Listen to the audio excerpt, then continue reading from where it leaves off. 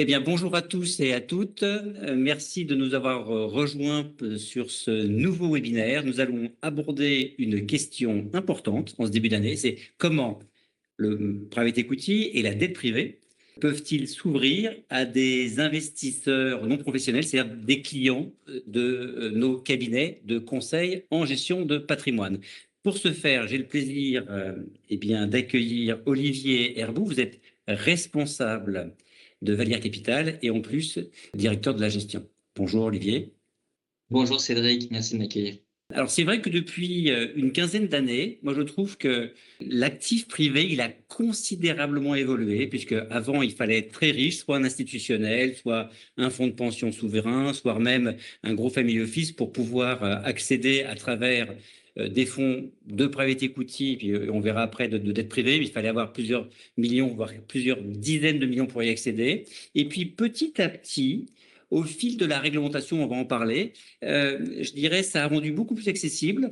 Moi, je voudrais savoir, en fait, Olivier, c'est déjà dans un premier temps, en fait, pourquoi on a dorénavant la possibilité d'investir dans des fonds private equity ou de dette privée avec des montants qui sont plus accessibles pour le particulier. Oui, bien sûr. Déjà, avant de répondre très concrètement à la question, je partage totalement votre constat. C'était une toute petite élite d'investisseurs qui étaient en capacité d'investir dans ces marchés privés. Donc, marché privé, ça englobe le private equity et la dette privée. Et je pense que, comme dans tout, et notamment dans l'investissement, c'est l'investisseur, le client, qui est roi. Cette demande, elle était forte, avec une incompréhension. Pourquoi les investisseurs particuliers n'y auraient pas accès? Alors effectivement, on va y venir. Il y a le régulateur qui a mis en place certaines choses pour le rendre accessible. Avant, c'était très compliqué, maintenant, ça l'est moins. Mais c'est avant tout le marché, les investisseurs qui ont dicté ce besoin. Besoin à plusieurs niveaux. D'une part, c'est le marché privé représente de plus en plus une part importante des entreprises, hein. On est passé maintenant à potentiellement plus de 86% des entreprises qui génèrent plus de 250 millions de CA sont des entreprises privées. C'est fondamentalement très très différent de ce qu'on pouvait voir il y a une dizaine d'années. Et donc, quand on parle d'investissement, on parle forcément de diversification. Il est donc maintenant incontournable pour un investisseur d'en avoir une partie, même si, bien sûr, on le verra plus tard, il y a certaines contraintes liées à ce type d'investissement. Alors, sur le sous-jacent, parce que lorsqu'on parle d'actifs privés, on parle donc bien sûr d'actions, mais aussi de dettes. Est-ce que vous pouvez nous rappeler, Olivier, quels sont les avantages en fait historiques d'investir sur des fonds de private equity? Puis je vous poserai la même question sur la dette. Private equity, on va prendre une approche très pragmatique, très data. Je suis ingénieur de formation, donc j'aime bien revenir à ça, les data, les data, les data. Historiquement, et c'est ce qui va intéresser l'investisseur final, donc vos clients. Le private equity a, sur les 20, 30, 40, 50 dernières années, fait mieux que le marché action coté de l'ordre de 2,5%. Donc c'est considérable. Il l'a fait par ailleurs le plus souvent avec une volatilité, donc un risque inférieur. Donc ça rend cette classe d'actifs extrêmement désirable. C'est le point premier qui est extrêmement important. Le deuxième, parce que le but ne va pas être durant ces 30 minutes et de manière plus large de les opposer dans une allocation d'actifs, elle offre un caractère de diversification très important sur finalement les gros moteurs que constitue le patrimoine de vos clients, en l'occurrence le marché action, les obligations certes, mais surtout l'immobilier. Donc c'est un excellent troisième moteur, un troisième levier de croissance qui est fondamental. Et au niveau de la partie donc de dette privée, qu'est-ce qui explique selon vous, en fait, c'est pour cette même raison de performance extraordinaire et des corrélations ou pas, l'essor considérable de l'offre de dette privée en Europe? L'essor considérable de dette privée, pour reprendre vos termes, elle se tient aussi au fait que le marché bancaire a totalement abandonné le financement de ces grandes entreprises, même les entreprises cotées. C'est-à-dire qu'il y a une dizaine d'années, allez, 15 ans de tout ça, nous avions probablement à 80-90% le marché bancaire qui finançait finalement les entreprises. Aujourd'hui, c'est l'extrême opposé, c'est-à-dire que nous avons plus de 80-90% qui est issu finalement de ces fonds de dette privée qui apportent ce financement pour les entreprises, pour plus de discrétion, parce que c'est plus flexible, parce qu'elles ne sont pas soumises au marché tous les jours. Et ces entreprises-là, elles génèrent de la dette sur du long terme et elles n'ont pas envie finalement d'avoir une volatilité liée à des flux, liée à une certaine forme de spéculation, et aussi tout simplement donner des informations à leurs compétiteurs. C'est la base du marché public, c'est qu'il est donc public. Donc une fois qu'on a dit ça, on se rend compte, c'est là où il y a l'essentiel du marché. Encore une fois, pour la diversification, ça peut être extrêmement positif pour son portefeuille et ça devient même incontournable. Et là où on rejoint le private equity, là aussi, comparé finalement à l'obligataire du marché public, on va être à 3 points, 3 points et demi même supérieur par rapport au standard du marché. Donc effectivement, comme on dit dans l'investissement, il n'y a pas de free lunch. Si on a de la surperformance, il y a des raisons à ça. Et donc, il y a quelques contreparties, des risques qu'il faut avoir bien en tête et s'assurer que c'est compatible avec l'investisseur final que vous accompagnez.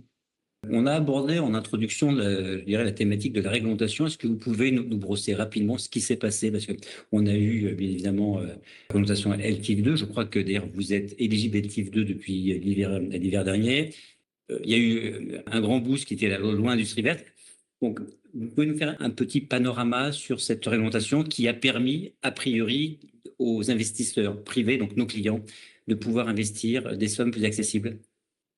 Absolument. Historiquement, vous l'avez très bien dit en introduction, c'était des fonds qui, pour pouvoir y prétendre investir, il fallait investir plusieurs millions. Donc voilà, c'est une population d'investisseurs assez étriquée dans le monde de l'investissement de particuliers. Et toute cette réglementation a eu pour objet de rendre, d'une part, la classe d'actifs plus transparente. Ça a été un des défauts qui a été soulevé, puisqu'il est privé, donc pas soumise aux mêmes lois vis-à-vis du partage d'informations. Donc ça, c'était le premier volet. Le deuxième volet, c'était de la rendre plus accessible. Plus accessible déjà sur une typologie d'investisseurs. Avant, il fallait être professionnel au sens MiFID II, donc c'était très lourd comme caractéristique. C'est plus nécessairement le cas. Parfois, il faut être assimilé professionnel. C'était cette première génération de fonds qu'on a pu voir apparaître avec des investissements à partir de 100 000 euros, avec quelques conditions quand même, mais c'était déjà plus accessible.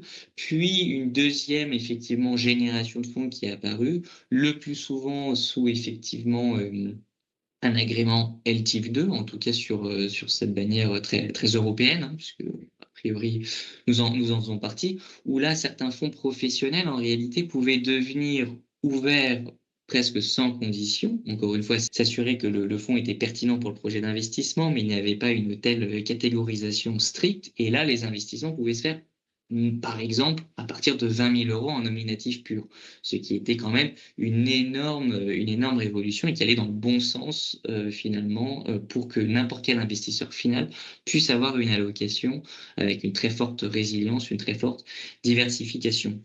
Et la loi industrie verte, finalement, ça remet encore une dernière couche, c'est que maintenant, certains fonds de private equity et de dette privée sont même éligibles à l'assurance vie de droit français et le PER, ce qui est fondamental et une innovation assez incroyable, puisque c'est l'enveloppe préférée, les deux enveloppes préférées des Français avec le PEA, mais deux parmi les trois.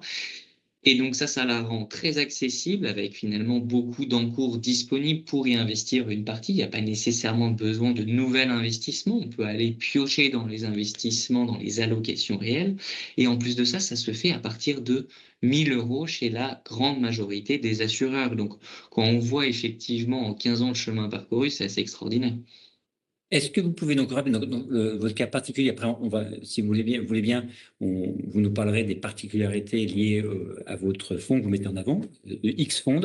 Donc, le ticket d'entrée, quel est-il en bancaire et chez qui peut-on acheter votre fonds en assurance ou en pair? Alors le fonds X-Fund, il est éligible en nominatif pur ou via un système bancarisé effectivement à partir de 20 000 euros.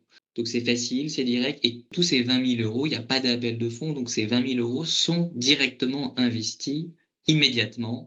Donc là aussi, pour cette notion de performance et de long terme, ça a un impact extrêmement important. J'espère qu'on aura l'occasion d'y revenir. Et pour le côté assurantiel, et notamment l'assurantiel français, donc assurance vie française et le PER, aujourd'hui, nous, on est distribué chez Generali d'une part et Apicil d'autre part. On discute avec d'autres acteurs, mais aujourd'hui, c'est ça la réalité. Cet investissement se fait à partir de 1 000 € seulement. D'accord, donc ça c'est sur les contrats de droit français. Qu'est-ce qui se passe aujourd'hui sur les contrats de droit luxembourgeois? Est-ce que vous êtes éligible dans toutes les bonnes plateformes? On est éligible sur toutes les plateformes, référencé sur toutes les bonnes plateformes, et c'est à partir de 20 000 €, donc comme sur le système bancaire. Bon, donc là, maintenant, on a fait un gros teasing. Olivier, est-ce que vous pouvez nous parler en fait des particularités de votre fonds X-Fond? Qu'est-ce qu'il a d'extraordinaire? Vous vous imaginez bien, je pourrais en parler des heures parce que je suis passionné et qu'on a mis beaucoup, beaucoup d'efforts avec toute l'équipe, mais je vais Et on essayer est de prêt à vous faire écouter, là. court. On est prêt à vous écouter, hein. Oui, mais je vais quand même essayer de faire court et de respecter le temps de tout le monde. Il y a trois grands axes. Le premier, c'est un fonds très diversifié au sein du private asset. C'est à moitié du private equity, l'autre moitié de la dette privée. Pour continuer sur l'aspect de diversification, c'est un fonds qui n'a pas une région en particulier d'investissement de prédilection, et notamment européen. On voit beaucoup de fonds européens qui n'ont comme scope, comme thèse d'investissement l'Europe. Nous, aujourd'hui, on est à majorité investi notamment aux États-Unis. Ça peut changer, mais aujourd'hui, au vu du contexte, notre équipe de gestion a estimé qu'il était préférable d'investir notamment aux États-Unis. On est multisecteur, et un autre point qui est intéressant, c'est qu'on est surtout multigérant. Donc on travaille ces deux grandes classes d'actifs que sont le private equity et la dette privée, avec une diversification maximale. En ce sens, on est les seuls à proposer une telle diversification. Je vous interromps un instant, Olivier. Ça veut dire quoi multigérant? Quels sont les sous-jacents derrière? C'est-à-dire que vous rentrez au capital de fonds plus gros? Est-ce que Absolument. Et c'est un très bon point. Et je peux donner quelques illustrations de fonds dans lesquels on est déjà investi. C'est pas une fin en soi, et je peux pas tous les nommer, mais je vais essayer peut-être de partager certains fonds emblématiques. Par exemple, en dette privée, on a décidé aujourd'hui d'investir dans Blackstone, d'une part, et Goldman Sachs Asset Management. Ça, ce sont des fonds qui pèsent plusieurs milliards avec 30, 40, 50 ans d'historique, avec des équipes de gestion qui ont su s'améliorer, qui ont su finalement passer d'un cycle à l'autre avec grand succès. Sur le private equity, on travaille par exemple avec EQT, je le rappelle, c'est l'acteur numéro 1 en Europe, le numéro 3 au monde, avec de réelles expertises sur des secteurs qui peuvent être acycliques, comme la santé, mais aussi plus liés à la croissance, comme la tech, qui sont troisième mondiaux en tech, premier en santé. Donc voilà, c'est le type d'acteur. On regarde, on a finalement une sélection, un process de sélection qui est extrêmement sophistiqué chez Valier Capital. C'est ce que je vous disais, nous sommes des ingénieurs de formation. Et on est fiers de l'être. C'est pas nécessairement le profil type en Europe de ce type de société. Ça l'est beaucoup plus d'ailleurs aux États-Unis, là où j'ai pu travailler quelques années. On a une capacité à utiliser de la donnée, finalement à filtrer en entonnoir très très sévère tous les fonds de private equity. On regarde tout, et par contre la sélection, elle est extrêmement dure. Bien sûr, il y a une partie très quantitative, et après on va rencontrer ces gérants pour comprendre exactement ce qu'il en est. Mais une sélection très particulière, ce qui nous fait que notre thèse est très large, et on a les moyens en interne de pouvoir justement réaliser ces analyses extrêmement larges et en même temps extrêmement fines de tous ces fonds de gestion-là. Ce qui veut dire néanmoins, c'est qu'en fait, grâce à votre fonds, vous pouvez vous rentrer dans des très belles signatures, là où il faudrait des montants qui soient plus importants, voire pas d'accès du tout possible pour un investisseur privé. C'est ça qu'on doit retenir. Absolument, absolument, Cédric. On pourrait même faire un petit calcul. Voilà, une allocation de private equity, private asset, donc quoi, incluons la dette privée. Vous voulez, allez, je veux 20%, ce qui est déjà conséquent. Je veux diversifier le nombre d'acteurs et les sous-stratégies de ces deux blocs-là. Ça veut dire quoi? Ça veut dire que vous allez vouloir avoir peut-être trois fonds de dette privée, trois fonds de private equity. Aujourd'hui, l'offre, même si elle s'est démocratisée, c'est à partir de 100 000 €. Ça fait 600 000, et ces 600 000, ça doit représenter 20%. Ça fait quand même un patrimoine tout à fait conséquent. Là, ce qu'on vous propose, c'est que vous avez tout l'encours, tout l'investissement de votre client à partir de 20 000 euros, qui est cette diversification-là sur aussi un système de frais pour lui qui est tout à fait abordable malgré le fait que ce soit un fonds de fonds. Votre fonds, c'est un fonds evergreen? Absolument. D'accord. Alors, quelles sont les contraintes? Est-ce qu'on peut rentrer et ressortir comme on souhaite? Comment ça se passe?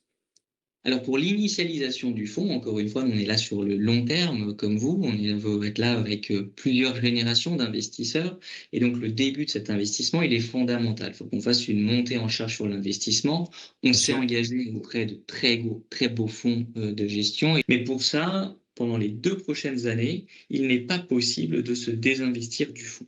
À l'issue de ces 2 prochaines années, il y aura une liquidité trimestrielle sous condition, donc c'est un fonds qui est dit semi-liquide, pour permettre aux personnes de se désinvestir. Donc là où initialement un fonds fermé, vous êtes finalement, et encore une fois, en tant que conseiller en investissement, c'est vous qui finalement détenez cette relation avec l'investisseur final, et donc parfois c'est pour le meilleur, mais parfois c'est pour le pire. Vous investissez dans un fonds fermé qui dit qu'au bout de 10 ans, il va rendre l'argent avec les potentielles performances, mais on se retrouve avec des extensions de durée de fonds qui peuvent arriver à 14 ans. Pendant 4 ans, vous êtes en train de discuter avec votre investisseur final de ce sujet-là, et c'est beaucoup de négativité qui va entraver potentiellement votre business et votre relation avec l'investisseur final. Un fonds evergreen, ça vous donne beaucoup plus de garanties sur la liquidité. Alors attention, j'ai dit semi-liquide. Moi, mon rôle, je ne suis pas un marchand de tapis, je suis un gérant, je dois dire les choses telles qu'elles sont. Sous condition, ça veut dire quoi? Ça veut dire qu'on donne la liquidité tant qu'elle représente par trimestre moins de 5% de la taille du fonds. Après, d'autres mécanismes se mettent en place pour garantir la performance et donc pour protéger l'investisseur aussi, mais ce n'est pas une liquidité non plus trimestrielle sans condition, c'est important de le dire, mais on est très à l'aise, et encore une fois, venant en partie aussi du monde de l'investissement coté, notamment moi quand j'étais donc à New York chez Goldman Sachs Asset Management, j'ai été lors de mes premières années en tant que gérant marqué au fer rouge sur ces notions de la bonne gestion du cash, qu'elle soit pour qu'elle ne détruise pas la performance, mais surtout pour être en capacité de réagir, voire même donc considérer que ce soit une opportunité, que quand le marché soit en pression, être en capacité potentiellement de réinvestir, en tout cas de ne pas se retrouver Bien sûr. coincé dû à ces objectifs-là. Donc ça, c'est vraiment quelque chose que l'on porte. Pour moi, c'est fondamental, et je pense qu'on a une réelle expertise en interne sur ces sujets-là. En tout cas, Olivier, merci de ces précisions sur cette liquidité, parce que lorsqu'on investit dans ces actifs privés, c'est-à-dire du private equity ou de la dette privée, ça s'inscrit dans une démarche, comment dire, moyen terme, voire long terme. Ce que je retiens effectivement, que sur les contrats d'assurance vie, je dirais, on est quand même plus flexible par rapport au ticket d'entrée. Ce que je trouve qui est intéressant, c'est que moi, pour ma part, je conseille aux clients qui investissent, y compris dans des plans d'épargne retraite, ce type de fonds, parce qu'on a du temps, on a beaucoup de lisibilité, et je dirais le temps sur ces actifs non cotés, moi je trouve que c'est aujourd'hui c'est un allié. Est-ce que vous pouvez, Olivier, nous parler des partenaires ou des sociétés de gestion dans lesquelles vous investissez? Aujourd'hui, on a investi finalement sur les débuts de ce fonds-là, on a investi notamment donc chez Equity, c'est ce que je vous disais, acteur suédois de référence sur le private equity, numéro 1 européen, numéro 3 monde, sur des stratégies essentiellement LBO et un peu grosses. À savoir que c'est un fonds qui lui-même donc est un fonds evergreen, donc il a investi dans tous les millésimes de la société de gestion D'accord. et notamment dans les sous-stratégies qui la composent. Ça nous a permis quoi? Et ça, c'est fondamental. Je veux vraiment insister là-dessus. C'était vraiment une décision sur ce lancement du fonds, et cette stratégie évoluera dans le temps. Mais ça nous a permis quoi? De limiter, voire de ne pas avoir de courbe en J, et ce, malgré notre âge relativement jeune pour une société de gestion. Donc ça, c'est fondamental. On a réussi dès la première année, là où nombre de fonds, quand ils se lancent pendant 2, 3 ans, ont des performances négatives. Nous, elle est positive, et dans les Parce que pleinement objectifs. investi, en fait, voilà, parce que vous êtes directement investi. Parce que pleinement investi, parce que les investissements qu'on a faits, justement, ils investissent directement dans plein de millésimes. Donc, ils ne sont pas tous en phase d'investissement. Pour certains, ils étaient déjà en phase de distribution. C'est notamment ce que le fonds EQT nous permet, en plus de sélectionner des secteurs qui nous semblent être effectivement incontournables. Nous avons Neuberger Berman, un acteur peut-être un peu moins connu de nom, mais qui est incontournable dans le monde du private equity. Ils sont spécialisés pour réaliser du co-investissement auprès de tous les plus grands. C'est finalement un très bon fonds à avoir à côté de soi. Et donc, tous les plus grands fonds, vous pouvez connaître, travaillent en réalité avec Neuberger Berman. Ça nous a permis quoi? Pour ce fonds-là, tout de suite, on a une énorme diversification. Bien que sur la ligne de ce fonds-là, il y a écrit Neuberger Berman, en réalité, il y a quasiment toutes les plus belles sociétés de gestion, les plus iconiques et surtout les plus performantes, les Thomas Bravo, les Blackstone, etc., qui sont déjà, finalement, qui travaillent aux côtés de Neuberger Berman sous forme de co-investissement, ce qui est pour nous essentiel, là aussi, pour une question de performance et de structure de frais. On a, sur l'aspect dette privée, c'était des choix qu'on a réalisés assez forts, en tout cas sur l'année 2025. On a décidé de se concentrer sur la partie dette privée la moins risquée. Vous entendez un petit son de cloche de plus en plus persistant sur le fait que certaines entreprises qui font du crédit, de la dette privée, peut-être pourraient être en difficulté. Voilà, pas commenter ce que certains de mes compétiteurs pairs pourraient faire. Nous, on a choisi justement des acteurs qui sont très à l'aise avec leur philosophie d'investissement. Ils annoncent la couleur, très très peu de leverage. Ils investissent dans les entreprises les plus grosses, celles qui sont les mieux notées, de telle sorte à, oui, ils vont faire de la dette privée, ils estiment qu'ils sont en capacité de délivrer du 8,5-9%.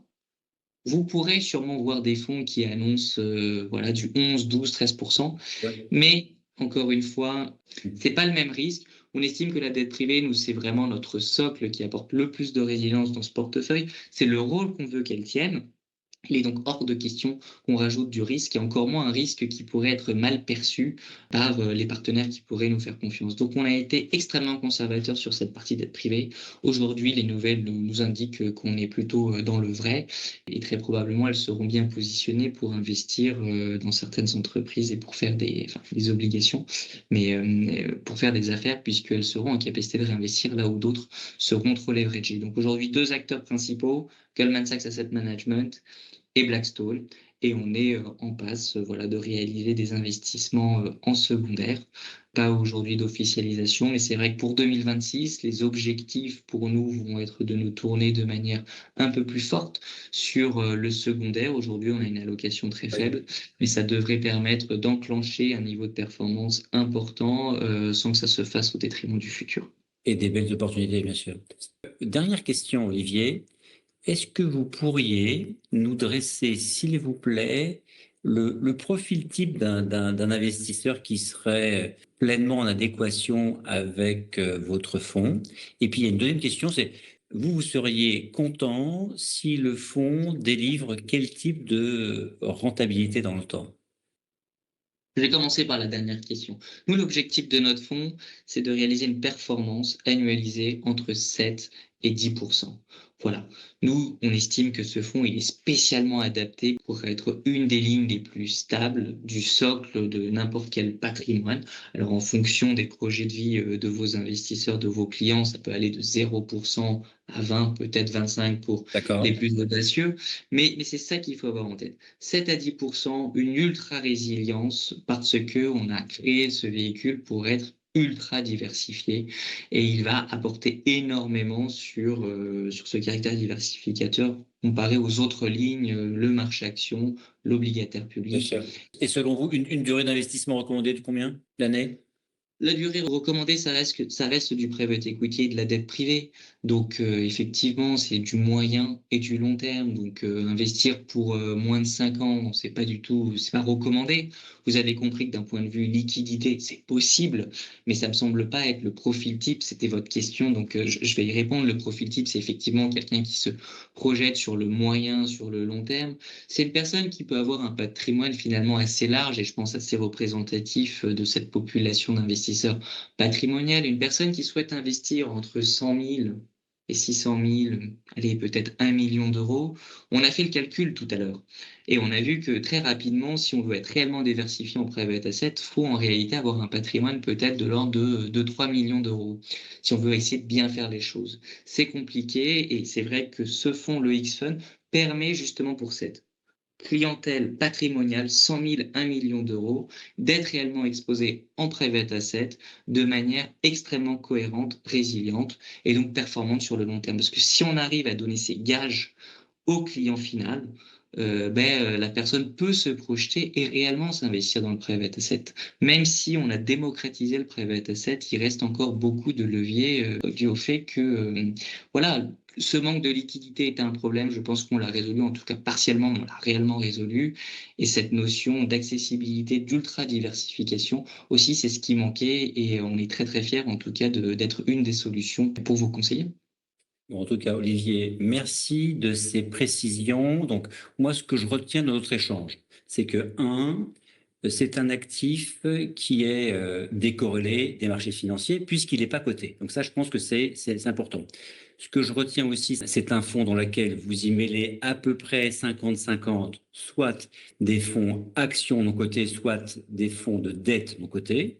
Troisième point, on investit dans des fonds, je dirais, de très belle qualité qui ne permettraient pas forcément, comment dire, d'accéder directement dans leurs fonds, avec une couverture internationale. Et j'ai entendu ce que vous disiez, multisectoriel, donc un vrai actif de diversification. Et dernier point, on a une durée d'investissement qui ne peut pas être inférieure à 5 ans et qui va s'inscrire plutôt entre 5 et 10 ans, je l'imagine, avec une perspective de rendement comprise entre 7 et 10% par an, avec la possibilité d'investir soit direct en bancaire pour un montant minimum de 20 000 euros, soit à travers des contrats d'assurance vie. Vous avez dit Intential pour l'instant et Generali, et puis pas de montant particulier, enfin une offre beaucoup plus large au Luxembourg à partir de 1 000 euros. Peut-être un seul point, c'est cette liquidité, bien qu'effectivement, ça reste un investissement moyen-long terme. C'est quand même un confort supplémentaire de pouvoir dire à son client qu'en cas de pépin non prévu ou Bien d'autres sûr. projets d'investissement, il est en capacité de se désinvestir. Et je pense que c'est un énorme frein aujourd'hui pour bon nombre d'investisseurs sur le private asset, d'avoir cette option supplémentaire, sous condition, mais une option supplémentaire, c'est un réel plus pour l'investisseur final pour enfin investir en private asset. La grande majorité des investisseurs n'ont encore jamais investi en private asset et j'espère qu'on pourra travailler ensemble, développer ce partenariat pour que ce soit dans 5, 10 ans quelque chose de révolu. Alors, sachant que si vous souhaitez avoir des informations complémentaires sur le fonds X-Fond proposé par la société de gestion Valir, je vous invite bien évidemment à aller sur le site Patrimeta. Ils ont un stand et vous y retrouvez toute la documentation, toutes les informations. Il y a d'autres vidéos d'ailleurs que je trouve qui sont très intéressantes, qui sont synthétiques et qui vous permettront d'approfondir votre réflexion et cette bonne idée pour ce début janvier 2026. Olivier, merci beaucoup. Et puis, je vous souhaite bon vent dans cette communication auprès des conseillers en gestion de patrimoine qui cherchent des idées pour leurs clients en ce début d'année, actifs, privés, actions, obligations. À très bientôt et merci encore. Merci beaucoup Cédric, à très bientôt. Au revoir.